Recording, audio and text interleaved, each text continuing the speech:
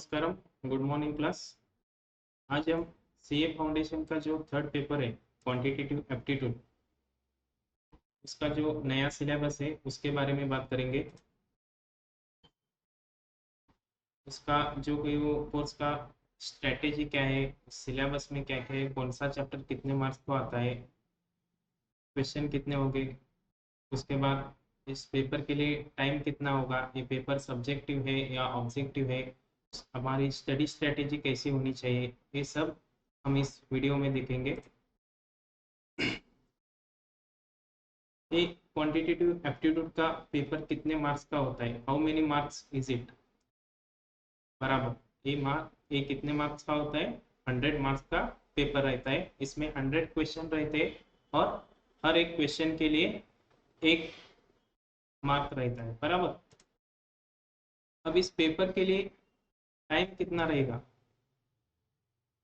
इस पेपर के लिए 2 घंटे का टाइम रहेगा अपने पास, मतलब 120 मिनट्स रहेंगे हमारे पास। क्वेश्चन कितने हैं, 100 क्वेश्चन है और 120 मिनट्स टाइम है, बराबर। हम ये कंसिडर करके चलते हैं कि ऊपर का जो 20 मिनट्स है तो माइनस करो 120 में से, हमारे पास 100 मिनट्स है, मतलब हर एक क्वेश्चन के लिए 1 मिनट का टाइम हमारे पास है, बराबर। अब हमारी स्ट्रेटेजी क्या होना चाहिए, हर एक क्वेश्चन 50 सेकेंड्स में सॉल्व होना चाहिए। कितना, 50 सेकेंड्स में मतलब हमारे पास टोटल। उसके बाद ये जो पेपर है वो ऑब्जेक्टिव है या सब्जेक्टिव, जी हाँ, ये पेपर है ऑब्जेक्टिव, एमसीक्यू टाइप क्वेश्चन आपको पूछे जाएंगे। 100 क्वेश्चन होंगे, 100 क्वेश्चन के लिए 100 मार्क्स रहेगा। एमसीक्यू मल्टीपल चॉइस क्वेश्चन रहेंगे।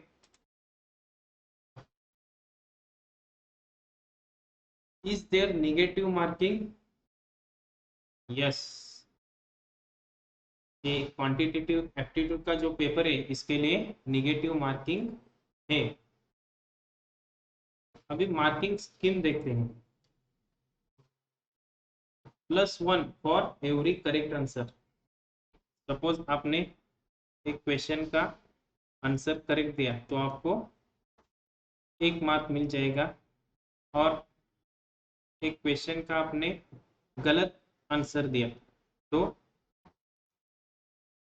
0.25 मार्क्स क्या हो जाएंगे, माइनस हो जाएंगे। मतलब सपोज आपने 5 क्वेश्चन करेक्ट सॉल्व किया हो, मतलब 5 मार्क्स, और उसमें से 2 क्वेश्चन आपके रॉन्ग हो गए, मतलब 7 में से 5 क्वेश्चन करेक्ट सॉल्व किए हो और 2 क्वेश्चन इनकरेक्ट सॉल्व किए हो, मतलब आपको मार्क कितना मिलेंगे, 5 क्वेश्चन के 5 मार्क और 2 क्वेश्चन के 0.25 हिसाब से 0.5 क्या होगा, माइनस होगा, मतलब 4.5 मार्क्स आपको मिल जाएंगे।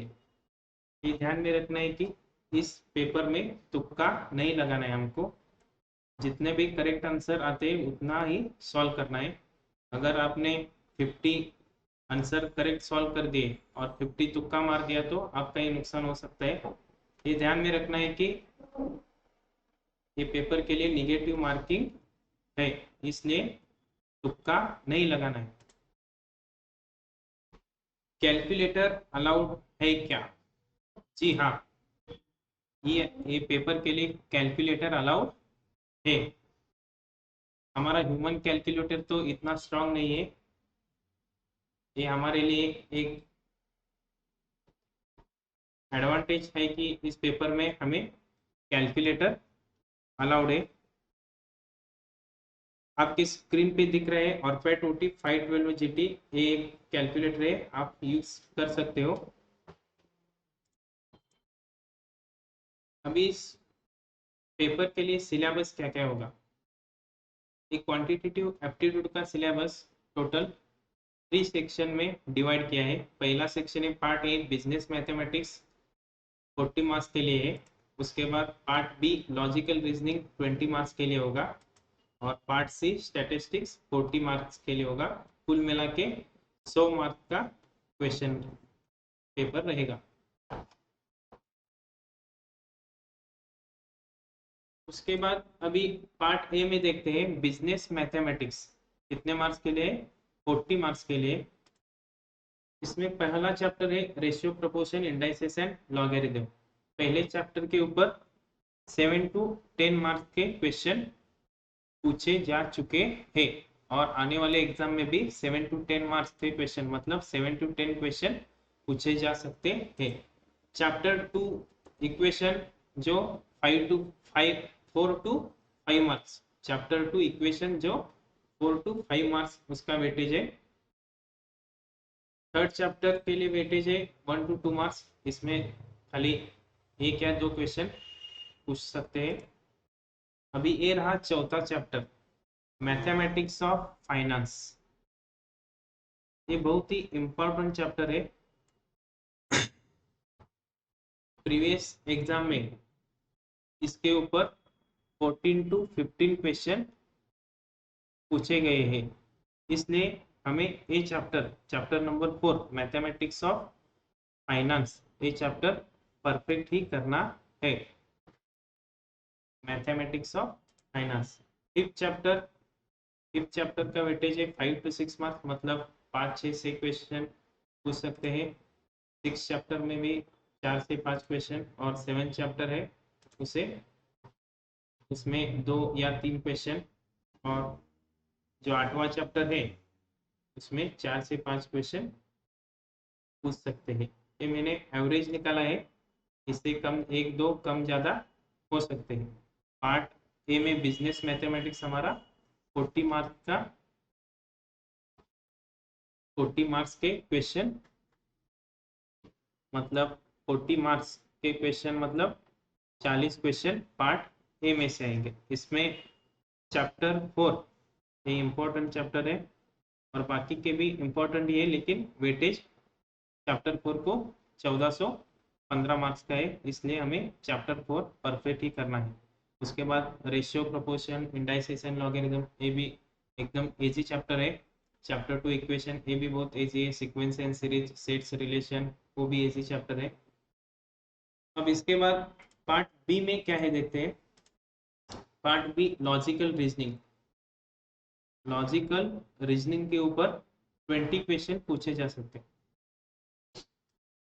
लॉजिकल रीजनिंग के ऊपर 20 मार्क्स के क्वेश्चन आते हैं। इसमें चैप्टर 9, 10, 11, 12 कवर होते हैं, 4 chapter. Number series, coding, decoding and odd man out, direction test, sitting arrangement and blood relation, इसके ऊपर कितना क्वेश्चन पूछा जाता है? 20 questions for 20 marks. Simple simple question रहते हैं। आपने 8th स्कॉलरशिप एग्जाम में इसके ऊपर जो क्वेश्चन आए हुए सॉल्व किया होगा।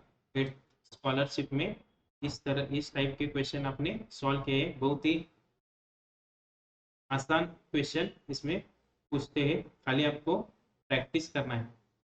अभी पार्ट सी में स्टैटिस्टिक्स, इसमें भी 40 मार्क्स कवर होते हैं। स्टैटिस्टिक्स में चैप्टर 13 से 18, मतलब 6 चैप्टर कवर हो चुके हैं। इसमें चैप्टर नंबर 13 आपको 3 to 4 मार्क्स के लिए पूछा जा सकते हैं। अभी यहाँ पे देखो चैप्टर नंबर 14 को कितना वेटेज दिया है? 14 to 15 मार्क्स, मतलब प्रीवियस अभी तक जो एग्जाम हुआ है उसमें 14 से 15 क्वेश्चन ये चैप्टर नंबर 14 के ऊपर पूछे गए हैं। मतलब सेक्शन ए में जो चैप्टर नंबर 4 देखा था उसमें भी 14 to 15, और इसमें पार्ट सी में चैप्टर नंबर 14 में भी 14 to 15 मार्क के क्वेश्चन पूछे जा सकते हैं। इसलिए सेक्शन ए और सेक्शन सी में, सेक्शन ए में से चैप्टर नंबर 4 और सेक्शन सी में से चैप्टर नंबर 14 इंपॉर्टेंट चैप्टर है, वो दोनों हमें 100% करना ही है। उसके बाद चैप्टर नंबर 15 प्रोबेबिलिटी, उसके ऊपर भी 5-6 मार्क के क्वेश्चन पूछते हैं। चैप्टर नंबर 16 पे 3 to 4 marks, chapter number 17 5 to 7 marks के क्वेश्चन